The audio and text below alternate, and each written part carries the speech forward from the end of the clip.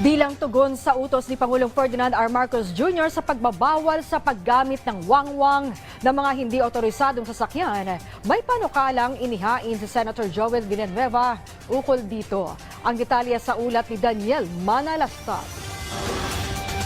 Isinusulong sa Senado ang panukalang batas upang magkapangil ang kautusan ng Pangulo hinggil sa wangwang. Sa inihaing Senate Bill number 2635 ni Senate Majority Leader Joel Villanueva, ipagbabawal na ang paggamit ng mga wangwang at iba pang emergency vehicle lights sa mga hindi otorisadong gumamit nito. Papayagan lang ayon kay Villanueva ang mga sasakyan ng AFP, NBI, PNP, Bureau of Corrections, BJMP at iba pang law enforcement agencies. Kasama rin ang mga ambulansya, mga truck ng bombero o firefighter volunteers.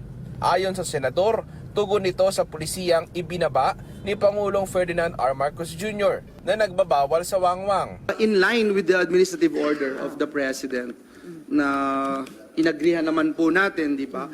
So yung violators will be fined from 1,000 to 5,000 pesos with the possibility of the suspension of their driver's license for a period of 1 year.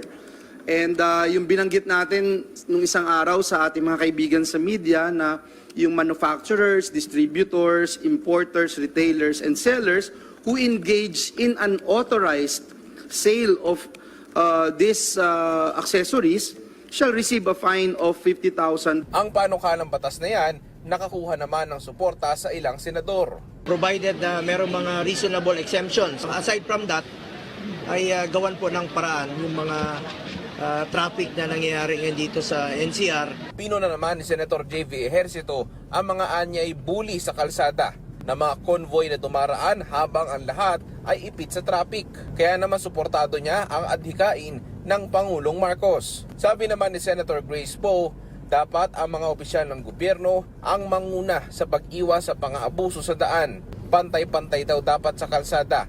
Ang biyahe raw ng government officials ay kasing halaga rin ng biyahe ng ordinaryong mamamayan. Daniel Manalastas para sa Pambansang TV sa Bagong Pilipinas.